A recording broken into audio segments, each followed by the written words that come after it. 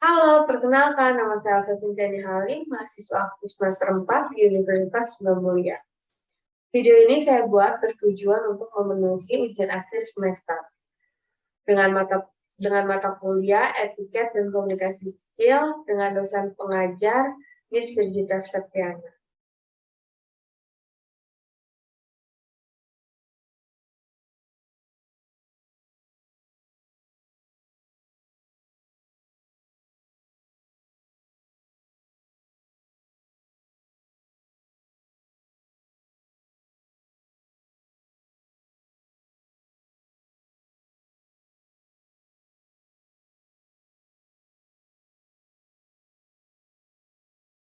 Status kedaruratan daerah tersebut, jajaran pemerintah daerah dibantu TNI dan Polri, serta dukungan dari pemerintah pusat untuk terus melakukan langkah-langkah yang efektif dan efisien dalam menangani penyebaran dan dampak COVID-19. Membuat kebijakan tentang proses belajar dari rumah bagi pelajar dan mahasiswa, membuat kebijakan tentang sebagian ASN bisa bekerja di rumah dengan menggunakan interaksi online, dengan tetap mengutamakan pelayanan yang prima kepada masyarakat. Kemudian menunda kegiatan-kegiatan yang melibatkan peserta yang banyak orangnya, dan meningkatkan pelayanan pengetesan infeksi COVID-19 dan pengobatan secara maksimal dengan memanfaatkan kemampuan rumah sakit daerah dan bekerja sama dengan rumah sakit swasta. Selamat pagi pemirsa seputar info, kembali hadir di sela-sela kesibukan aktivitas Anda bersama saya Elsa Sintiani Halim yang akan membawakan berita terupdate. Baik, seperti yang kita ketahui, pemerintah menerapkan pembelajaran via daring selama masa pandemi COVID-19 ini. Dan ini merupakan tantangan tersendiri untuk para guru agar menyiapkan strategi-strategi dalam pembelajaran. Karena guru harus memberikan pembelajaran daring secara efektif dalam waktu yang terbatas. Baik pemirsa, kita akan hubung langsung dengan narasumber kita, Ibu Violeta yang akan kita wawancara. Baik, kita sudah terhubung langsung dengan narasumber kita, Ibu Violeta, selaku guru les private. Selamat siang, Ibu. Selamat siang. Sebelumnya kami ingin bertanya, sudah berapa lama Ibu menjadi guru les private?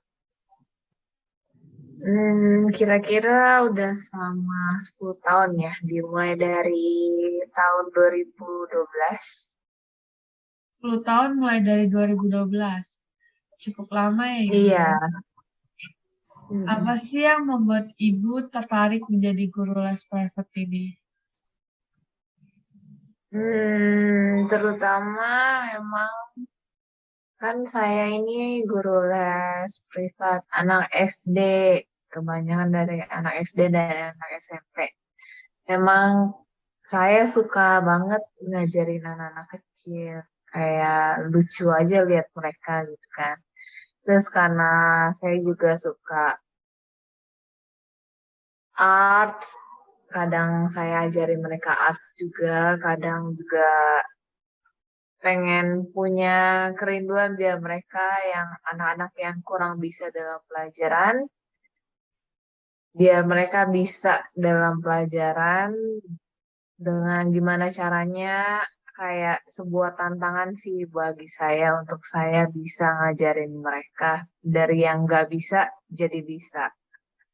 Itu sih.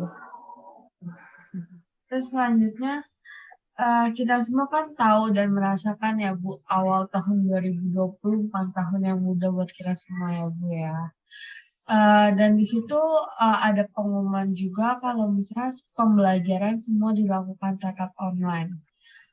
Apa sih kan di awal tahun itu yang membuat yang Ibu berupaya untuk melakukan apa kesulitan di tahun itu sebagai seorang pengajar? Ya, tentunya dalam melewati masa pandemi itu menjadi sebuah apa ya? Nggak ada yang bisa predik ternyata itu terjadi ya. Jadi banyak banget semua pihak merasa bingung awalnya mau harus bagaimana, tapi ya tetap aja sebagai manusia kita harus selalu siap ya menghadapi beradaptasi dengan hal yang baru.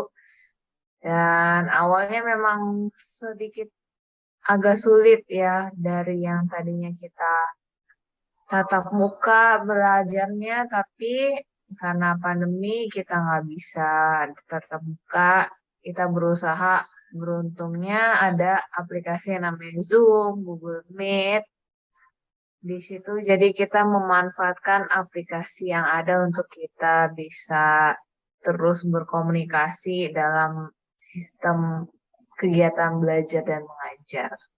Itu sih. Baik. Selanjutnya karakter siswa kan berbeda-beda ya Bu. Ada nggak sih siswa yang mungkin mengalami kesulitan dalam pembelajaran online ini? Ya, banyak sekali sih, terutama memang anak-anak kecil itu sangat sulit untuk fokus melihat handphone dalam jangka waktu yang lama ya, karena mereka gampang ke distract sama hal-hal lain.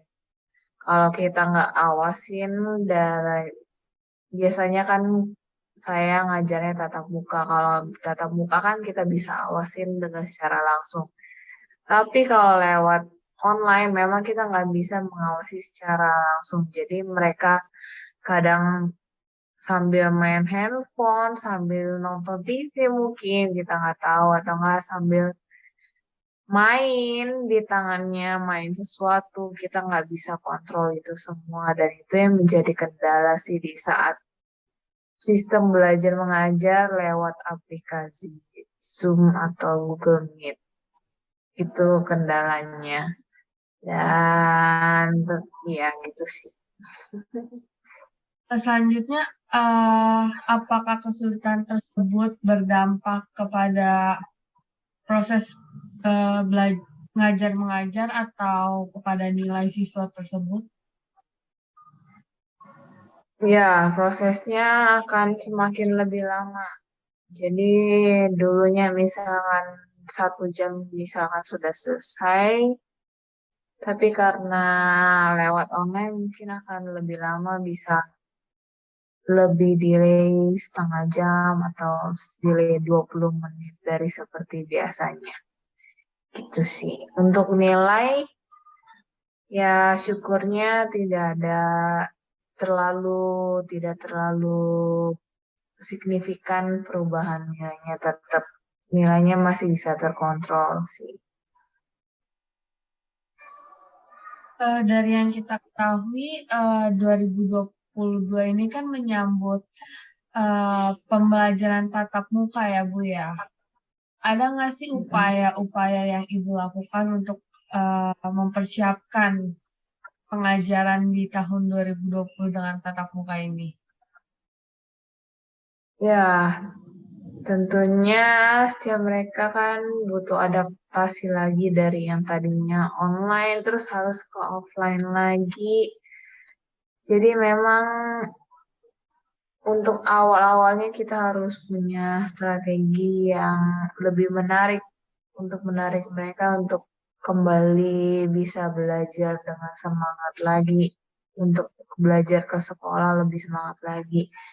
Tapi strateginya ya awal-awal biasanya kalau saya mengajar itu dengan apa ya, fun sih, jadi fun learning. Jadi kita mungkin saat tatap muka akan coba mulai lagi belajar sambil melakukan kerajinan tangan, mungkin sambil arts dari yang tidak bisa dilakukan secara online, kita secara offline kita manfaatkan semaksimal mungkin gitu sih. Baik.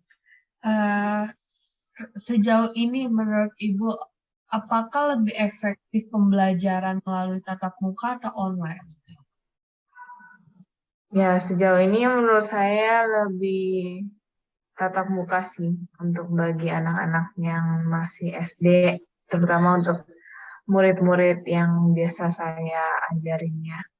Lebih efektif dalam tatap muka. Baik. Terakhir Bu, ada nggak sih pesan-pesan yang ingin Ibu sampaikan untuk untuk siswa-siswa yang ingin menyambut semester tatap muka ini? Yang perlu mereka siapkan apa aja sih? Oke, jadi yang perlu anak-anak siapkan, terutama dari jam tidur sih. Mereka pasti selama pandemi mungkin mereka bangunnya agak lebih siang, tidurnya lebih malam, karena mereka pikirkan dari bisa belajarnya dari rumah, jadi nggak usah prepare ke sekolah. Nah, untuk mengatasi, ya untuk mempersiapkan mereka kembali ke sekolah,